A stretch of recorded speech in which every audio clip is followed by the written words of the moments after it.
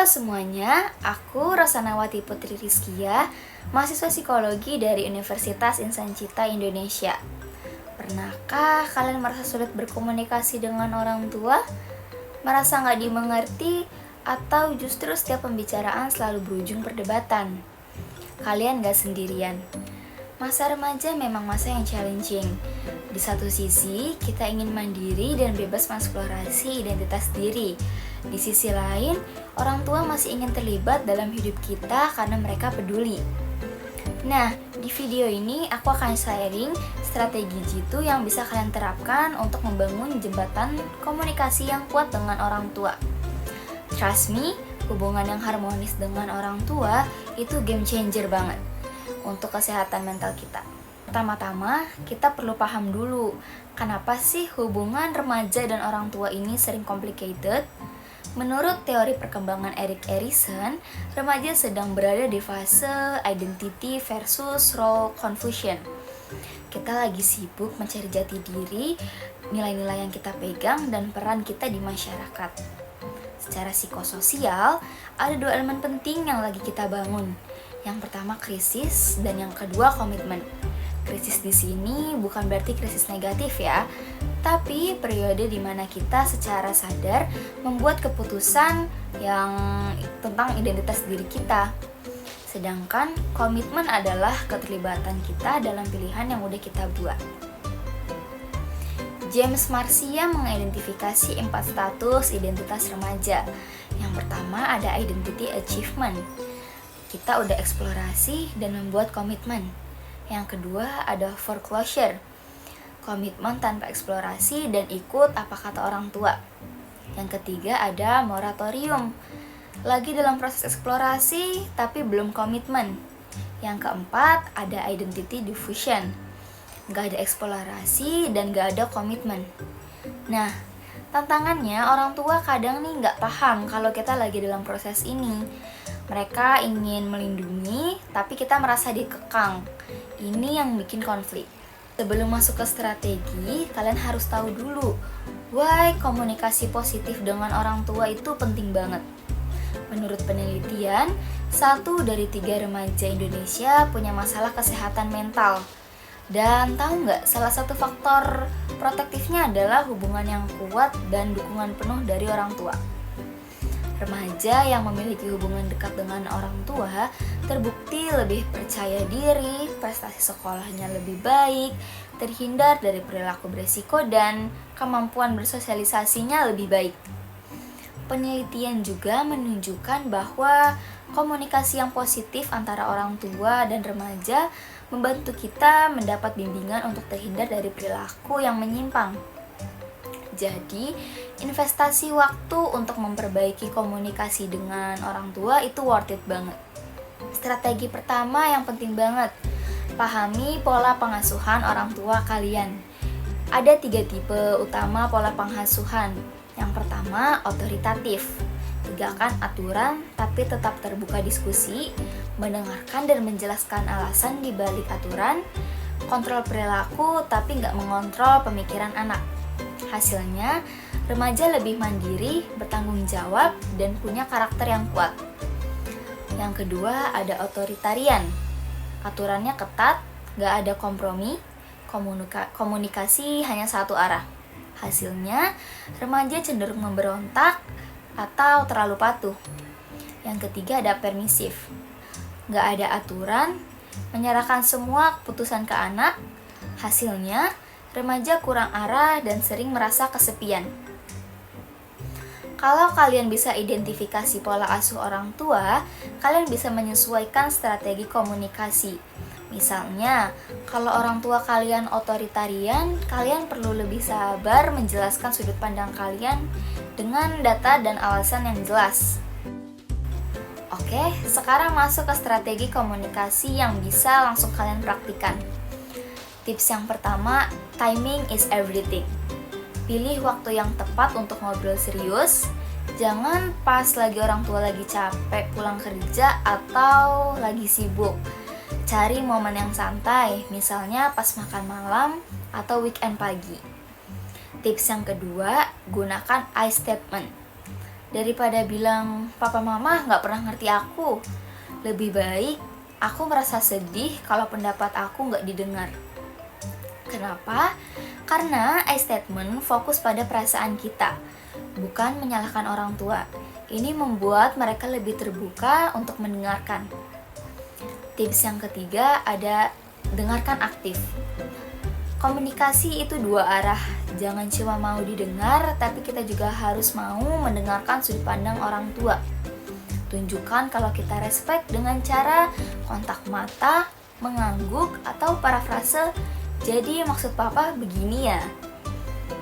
Tips yang keempat, hindari gaya komunikasi yang menghambat, seperti menyalahkan atau menuduh, nada bicara yang tinggi atau berteriak, menghindar atau silent treatment, dan berbohong atau menyembunyikan masalah. Tips yang kelima, pilih medium komunikasi yang tepat. Di era digital ini, kalau kalian merasa awkward ngomong langsung, kalian bisa mulai dengan chat atau voice note. Tapi ingat, untuk topik serius, face to face tetap yang terbaik karena kita bisa baca bahasa tubuh dan ekspresi wajah. Percayaan itu nggak dibangun dalam semalam, butuh konsistensi dan usaha dari kedua belah pihak. Langkah pertama, mulai dari hal kecil.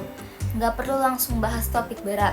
Mulai dari hal sederhana, seperti cerita tentang hari kalian di sekolah, tanya pendapat mereka tentang hal-hal ringan, dan ajak orang tua ikut dalam hobi kalian. Langkah yang kedua, tepati janji. Kalau kalian bilang pulang jam 8 malam, ya pulang jam 8 malam. Kalau kalian bilang kerjain tugas, kerjain beneran. Small action ini nunjukin ke orang tua kalau kalian bisa dipercaya. Langkah yang ketiga, proaktif sharing. Jangan tunggu orang tua tanya dulu. Kadang-kadang, share sendiri tentang kehidupan kalian. Ini nunjukin kalau kalian respect mereka ini sebagai bagian penting dalam hidup kalian. Langkah yang keempat, terima bahwa mereka juga manusia. Orang tua kita juga nggak sempurna. Mereka bisa salah, bisa lelah, bisa stres. Show empathy. Kadang-kadang tanya balik, papa hari ini gimana? Atau mama capek ya, aku bantuin. Trust me, gesture kecil seperti ini orang tua bikin merasa dihargai dan lebih terbuka ke kita. Salah satu skill penting yang harus remaja kuasai adalah negosiasi. Ini bukan berarti kita melawan atau ngeyel, tapi mencari win-win solution.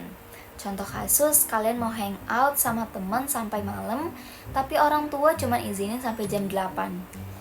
Contoh respon buruknya, papa mama kuno, teman-teman aku aja boleh kok.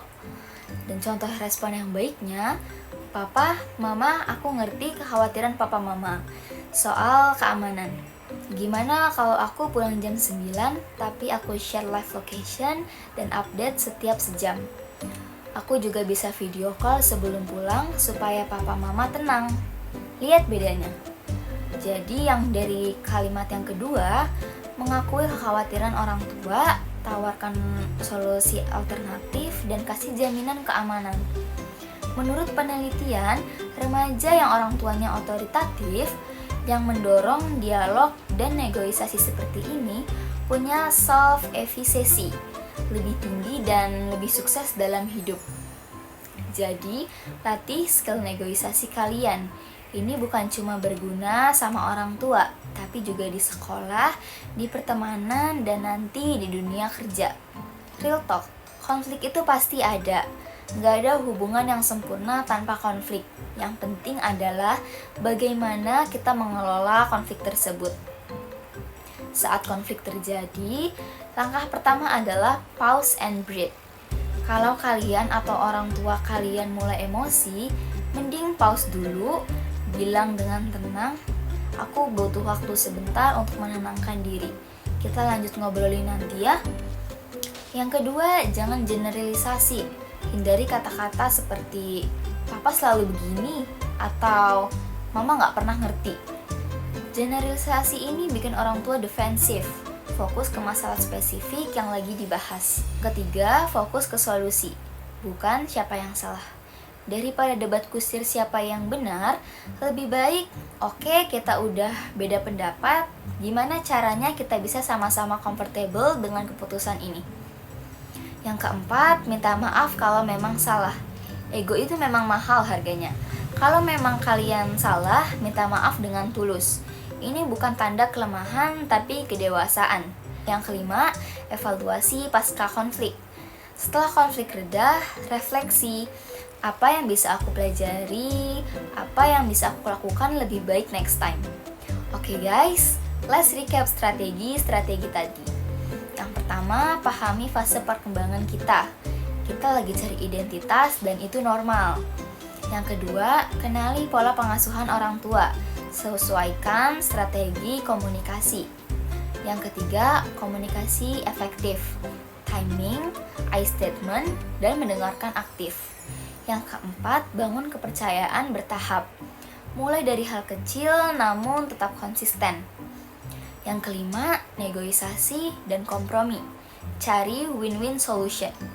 Yang keenam, kelola konflik dengan bijak. Pause, fokus solusi, bukan ego. Ingat, menurut penelitian, remaja yang punya hubungan kuat dengan orang tua memiliki pandangan yang baik tentang diri sendiri. Prestasi lebih baik, dan risiko depresi lebih rendah. Hubungan dengan orang tua itu investasi jangka panjang. Mungkin sekarang effortnya terasa berat, tapi percayalah, ini akan menjadi fondasi yang kuat untuk masa depan kalian. Jadi, mulai hari ini, coba deh implementasikan 1 atau 2 strategi yang udah aku share. Gak perlu langsung sempurna. Dan ingat, you're not alone in this journey. Kita semua lagi belajar menjadi versi terbaik dari diri kita. That's all from me, Rosanawati Putri Rizkiyah. Stay positive, stay connected, and sampai jumpa di video selanjutnya.